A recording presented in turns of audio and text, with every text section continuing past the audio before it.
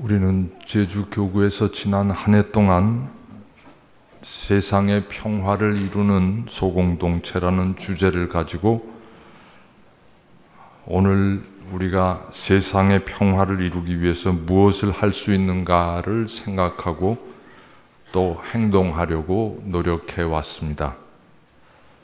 그러면서 제주라는 좁은 지역 사회지만 이 안에서 평화를 시작하지 않으면 우리의 모든 평화가 가능하지 않다는 생각을 했습니다.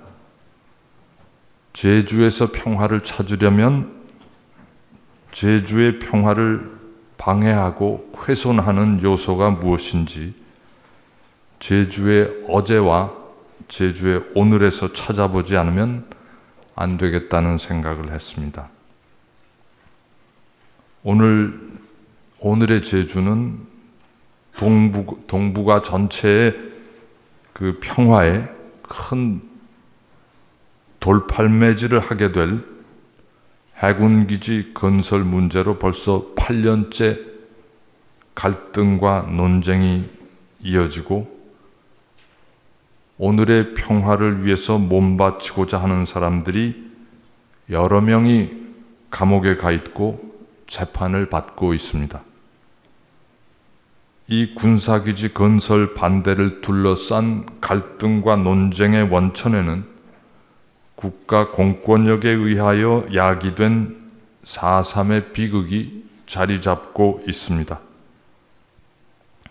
4.3이 발생했던 해방정국의 혼란한 정치 사회적 배경 속에서 그 원인과 책임을 누가 져야 할 것인가를 밝히는 일은 쉽지 않습니다.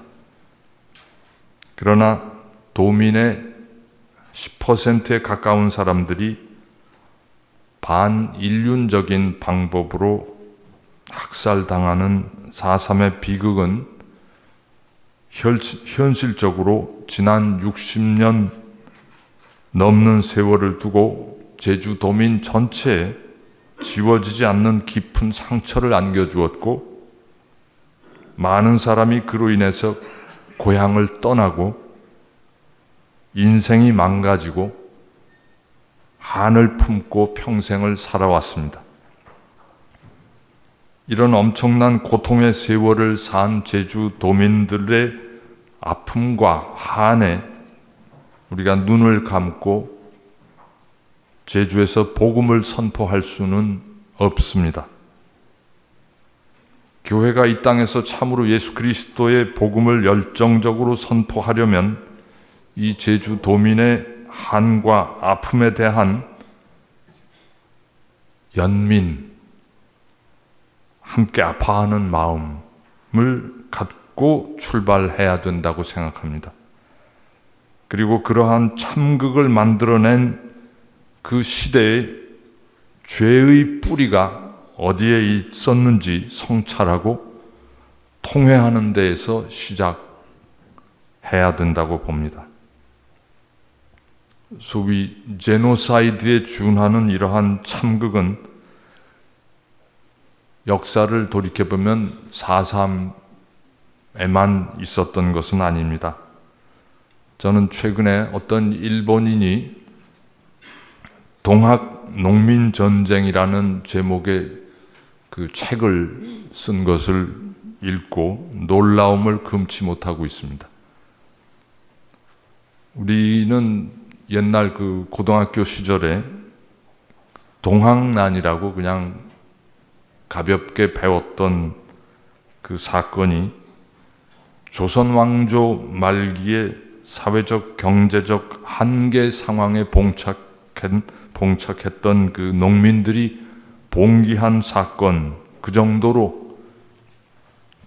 정도로밖에 알지 못하고 있었으나 이 책을 읽으면서 동학난이라고 배웠던 사건은 일본이 제국주의적인 정책을 펼치면서 조선 반도에서 자신들의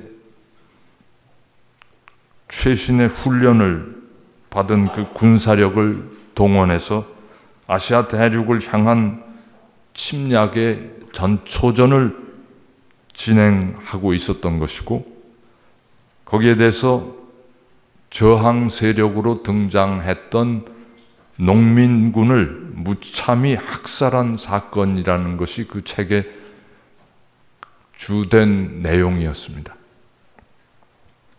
우리 역사 교육 과정에서 그렇게 소상하게 밝혀지지 않았지만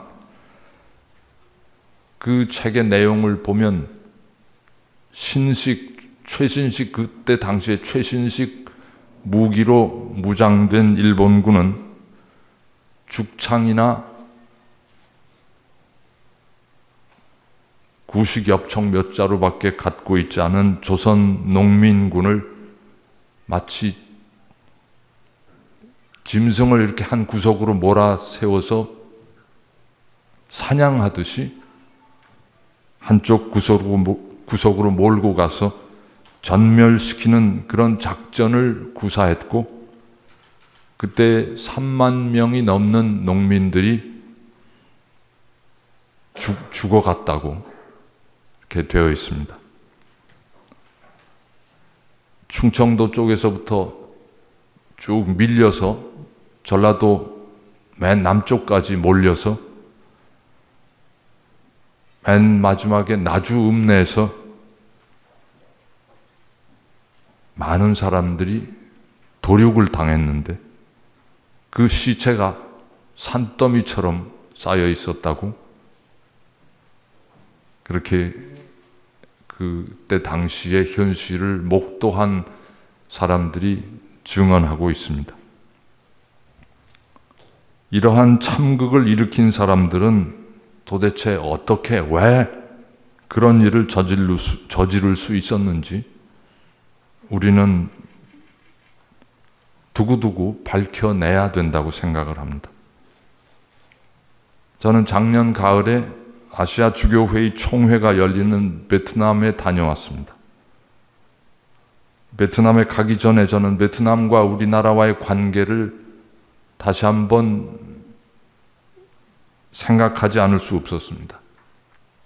그래서 그 수안로크라는 곳에서 개최된 그 총회에서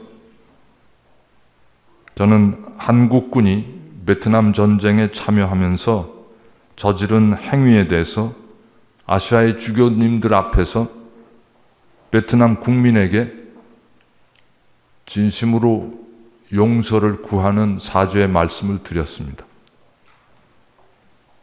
한국군은 8년이란 참전 기간 동안 베트남 여러 마을에서 전쟁이라는 핑계하에 총을 들지 않은 양민을 무차별 학살하는 비인간적인 범죄를 저질렀습니다. 이런 부분에 대해서 한국 정부가 한 번도 공식적으로 사실을 인정하거나 사죄한 일이 없었습니다. 그런데 최근 우리나라 NGO 멤버들이 베트남을 자전거로 여행하면서 한국군이 주둔했던 마을들을 방문하며 거기에서 어떤 일들이 벌어졌었는지 상세히 조사하고 보고서를 발표했습니다. 이 보고서에 따르면 한국군은 거의 5,000명에 달하는 민간인들, 남녀노소를 가리지 않고 정당한 재판 절차 없이 말로 표현하기 어려운 잔인한 방법으로 무차별 학살했다고 합니다. 그런 학살이 벌어진 마을들에는 주민들이 당시의 그 끔찍한 기억을 되살리면서 그 기념비를 세웠는데, 처음에 그 기념비의 맨 위에 타이틀이 증오의 비라는 그런 명칭이 쓰여 있었다고 합니다. 저는 이 보고서 형식으로 된 책을 읽으면서 한국인으로서 부끄러움과 양심의 가책을 깊이 느끼지 않을 수 없었고, 어떻게 해서든 베트남 국민들에게 우리 군인들이 저지른 잔혹한 행위에 대해서 사죄하지 않으면 안 되겠다는 생각을 하고 그 아시아의 모든 대표 주교님들 앞에서 그 말을 했습니다. 인류는 이런 일을 수도 없이 저질러 왔습니다. 20세기에서 가장 참혹한 대규모 제노사이드는 독일 나치가 저지른 유대인 학살이었습니다. 인간으로서 가장 인간답지 못한 행위, 인간으로서는 해서는 안 되는 죄악입니다. 근데 시간이 지나고 세대가 바뀌면 사람들은 이 비극을 잊어버리고 그 비극의 밑바닥에 도사리고 있는 죄악에 대한 감각을 상실해 가고 있습니다. 우리가 세상의 평화를 이루기 위해서는 과거의 기억을 놓쳐서는 안 된다고 생각합니다. 그리고 그 기억 속에 숨겨져 있는 세상의 죄의 본색을 드러내고 그 죄악의 발걸음에 결코 보조를 맞추는 일이 없도록 우리 자신과 또 우리 후손들에게 끊임없이 일깨우고 다짐해야 된다고 생각합니다. 고맙습니다.